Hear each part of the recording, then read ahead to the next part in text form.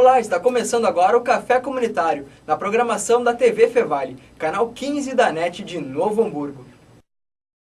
Se no século passado as apostilas e enciclopédias deram muita dor de cabeça para os estudantes, bastou o milênio virar que ferramentas de busca foram criadas e aprimoradas, o que ajudou muito na nova vida dos estudantes. Porém, não foi só pontos positivos que criaram. E é para debater sobre os pontos positivos e negativos que nós recebemos hoje, professora Patrícia Roveda, Cristiane Pires Guimarães, Marta Bernadette da Silva e professor Tiago Mendes. Cristiane, eu queria perguntar para ti o que é o programa UCA, um computador para cada aluno.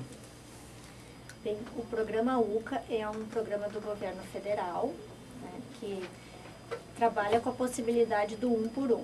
Cada aluno recebe um laptop para usar na escola, atividades educativas, e que também tem o objetivo de atingir e incluir digitalmente não só os alunos, mas toda a comunidade. Aqui em Novo Hamburgo, quantas escolas fazem parte desse projeto? Em Novo Hamburgo, atualmente temos 2 escolas, a Escola Presidente Getúlio Vargas e a Escola Marcos Moura, que trabalham no projeto UCA, no programa UCA, que em Novo Hamburgo chama-se Mundinho. Perfeito.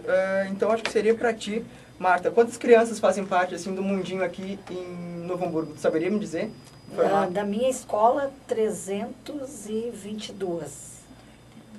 São todos os alunos? Todos os alunos, mais os professores e mais as merendeiras, né?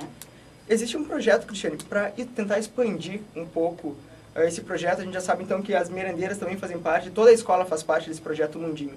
Expandir para mais escolas, mais para escolas da rede pública? Sim, nós temos uma proposta de ampliação para mais 10 escolas da rede municipal, em parceria com o Estado, a nossa proposta é pegar uma região contínua, então a parceria do Estado vai entrar mais 3 escolas estaduais também. E a proposta é futuramente ampliar para todo o município.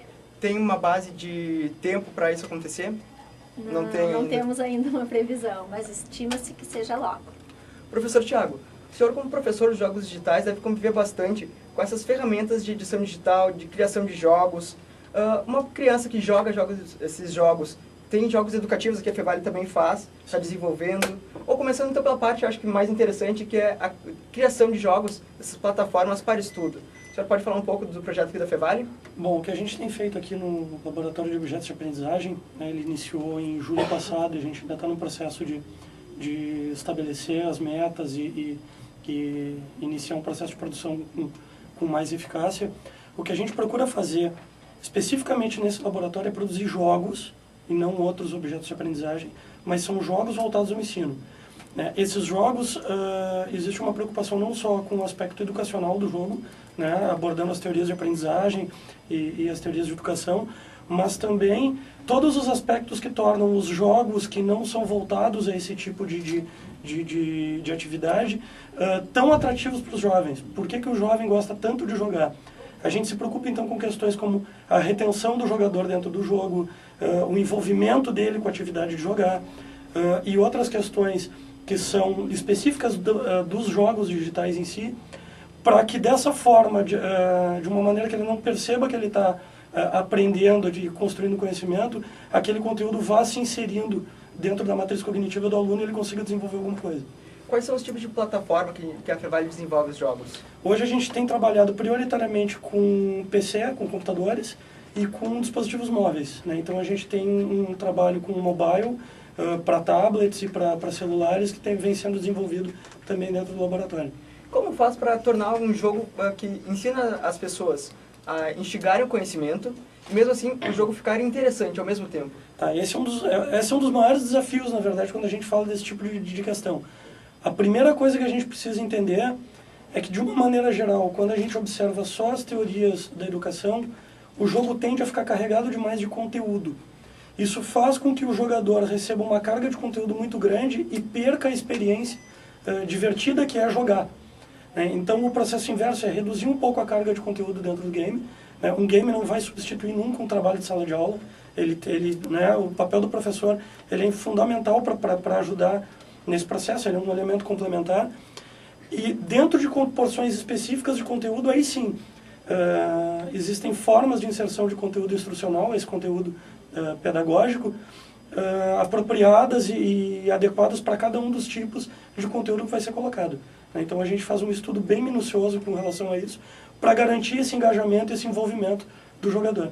Indiretamente, os jogos já existentes das mais diversas plataformas, por exemplo, Medalha de Honra, Assassin's Creed, que trabalham as grandes guerras mundiais, essas também não são uma plataforma de estudo?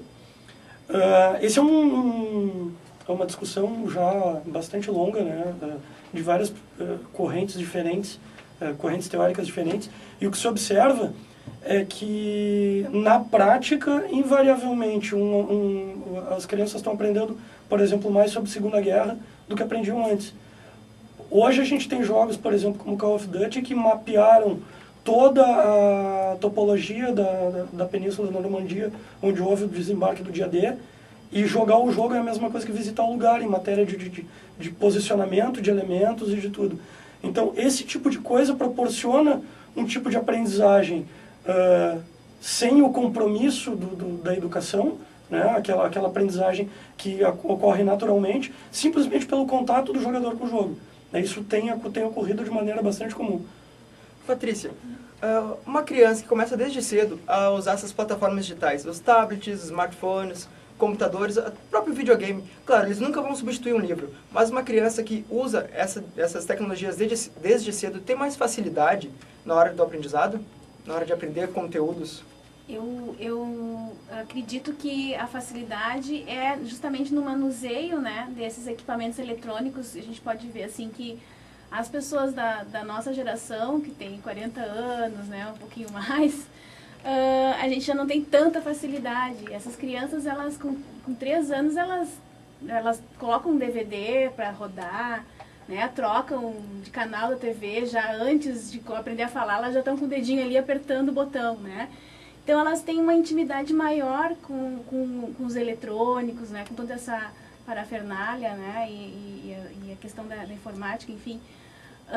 Eu acredito que, claro, facilita porque trabalha um raciocínio de uma forma diferente, né, uma forma, como o professor disse, uma forma um pouco mais livre, né, de algumas amarras, talvez, que as cobranças, né, podem causar na criança. Então, é de uma forma mais lúdica, né, e uma forma que a gente acredita que a criança vai aprender, não através só da máquina, mas de qualquer forma. A criança aprende melhor quando é de uma forma lúdica, né? Quando a aprendizagem vem assim, junto à ludicidade. Mas há também um limite, né? Porque eu acredito, assim, a gente tem observado e tem pesquisas que apontam isso, que a criança precisa ter uma dosagem, né, nesse uso, né, dessas questões dos eletrônicos, enfim. Porque, ao mesmo tempo, pode ser, não digo que vai ser, né? Então, pode ser também um elemento de isolamento, né? Vai causar um certo isolamento porque a criança fica muito sozinha, brincando, ela e o jogo, ela e o brinquedo, enfim, e acaba perdendo esse desenvolvimento da socialização dela com as outras crianças. Eu queria perguntar, né? exatamente isso para ti agora. Quais são os pontos negativos desse uso? Eu não digo, é um ponto negativo, mas ele pode ser evitado, né? Porque tem que ter sempre um olhar, um cuidado de um adulto, um acompanhamento, até para ver o que tipo de jogo que a criança está jogando, o que ela tá fazendo no computador, porque hoje em dia é muito fácil baixar jogos, né, da internet, e às vezes são jogos que a criança não tem, assim, ainda capacidade psíquica de sustentar o que está acontecendo ali e saber o que é realidade do que é o virtual, né? Então, isso é complicado, às vezes, para algumas crianças, né? E pode ter algumas consequências em relação a isso. Mas, se tiver uma dosagem certa, como qualquer outra coisa, né? Não ficar muito na frente da televisão também não é uma coisa muito boa, né? Então, isso tudo é uma questão de organização da vida da criança e eu acho que pode sim... Para os pais que estão em casa, qual é o tempo ideal para uma criança ficar navegando nessas plataformas, navegando na internet?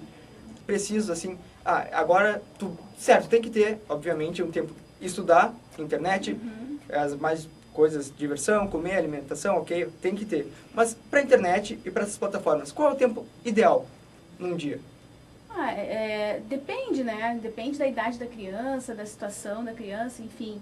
né? Eu acredito que uma criança ali em torno dos 10 anos, uma hora, né, por dia, enfim, eu acho que é o suficiente. A questão é como que isso vai se dar, né? De que forma que isso vai se dar. Porque, enfim, tem que saber o que ela está fazendo nessa uma hora, né? Então, assim, e quanto menor a criança, menos tempo a gente recomenda que fique, né? Lógico, a criança precisa ter desenvolvido outras áreas, né? Enfim, e para isso ela precisa de tempo também. Então, esse tempo tem que ser dosado, né? Tem que ser... Isso vai depender de vários fatores, na verdade, não tem como dizer assim, tanto tempo para tal criança, né? Mas é bom a gente sempre ter essa noção de limite, né? E, Cristiane, como funciona o CEPIC, certo? E quais os projetos que ele tem dentro do CEPIC? Bem, o CEPIC é um espaço pedagógico da Secretaria de Educação. Então, é o Programa Municipal de Informática Educativa.